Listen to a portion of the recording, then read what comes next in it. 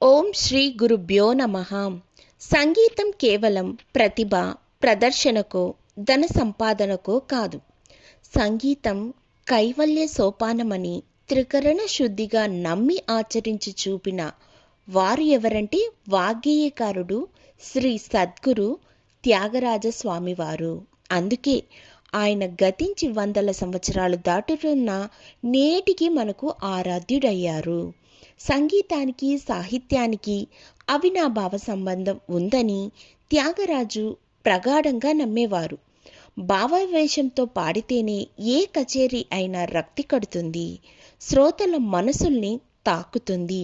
ఇది జరగాలంటే కళాకారుడికి తాను పాడుతున్న కృతి ఏ భాషలో ఉందో ఆ భాష తప్పనిసరిగా రావాలి. సాహిత్యం అర్థం కాకపోతే ఆత్మానందం కలగదు. ఇది లేకపోతే కచేరీలో తాదాత్మ్యత రాదు. తాదాత్మ్యత లేని కచేరీ రాణించదు. అందుకే సాహిత్యం అర్థం కాని సంగీతానికి విలువ లేదని త్యాగరాజు అంటుండేవారు. అందుకే తన వద్దకు సంగీతం నేర్చుకోవడానికి వచ్చిన ప్రతి వారికి ముందుగా భాష నేర్పించేవారు. ఈ విషయాన్ని త్యాగరాజస్వామి ముఖ్య శిష్యుడైన తంజావూరు రామారావు స్వయంగా చెప్పారు. త్యాగరాజస్వామి వద్ద సంగీతం శిష్యరికం చేసిన వాళ్ళు సుమారు 200 మందికి పైనే ఉన్నారు. వీరందరూ తంజావూరు రామారావు, మానాంబు చావడి వెంకట సుబ్బయ్యర్ వీరిద్దరే తెలుగు వాళ్ళు. మిగిలిన వాళ్ళందరూ తమిళులే. ఇన్ని వందల మందికి స్వయంగా తెలుగు నేర్పించిన భాషోపాధ్యాయుడుగాను త్యాగయ్య తనలోని మాతృభాష పరిరక్షణ దీక్షను ప్రకటించారు. సాధారణంగా సంగీత శిక్షణలో గీతమైన వర్ణమైన మరేదైనా ముందుగా స్వరాలతో నేర్పిస్తారు.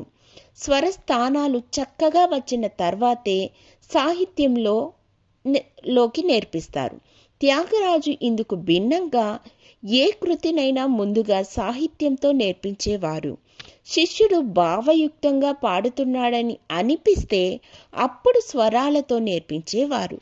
ఇంతటి ప్రాధాన్యత ఇచ్చారు కాబట్టే త్యాగరాజస్వామి పుణ్యమా అని నేటికి కర్ణాటక సంగీతంలో భాషకు ప్రాధాన్యత దక్కుతోంది. త్యాగరాజస్వామి కాలంలో తంజావూరు ప్రాంతంలో ఎన్నో భాషలు వాడుకలో ఉండేవి. తమిళ దేశం కావటం వల్ల ప్రధానంగా తమిళం వాడుకలో ఉండేది. పండిత భాషగా రాజభాషగా సంస్కృతం ఉండేది. అక్కడక్కడ తెలుగు ఉండేది. వ్యావహారికంగా చాలా చోట్ల తెలుగు వాడుకలో ఉండేది. బ్రిటిష్ పాలన కావటంతో ఆంగ్ల ప్రాబల్యము ఎక్కువగానే ఉండేది.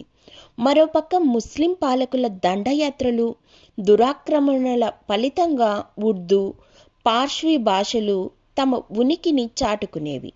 ఇన్ని భాషలు, సంస్కృతి వైవిధ్యాల మధ్య తన మాతృభాష అయిన తెలుగును, తెలుగు సంస్కృతిని, సాహిత్యాన్ని కాపాడుకోవడం కోసం త్యాగరాజు అజారమైన ప్రయత్నం చేశారు.